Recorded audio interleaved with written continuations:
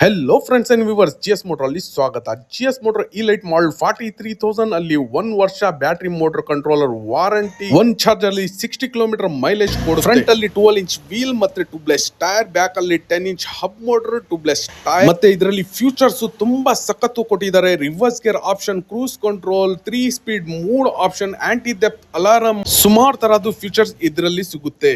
GS motor showroom location Terahalli Betta, main road, Sultan Tipsandra, Kolar.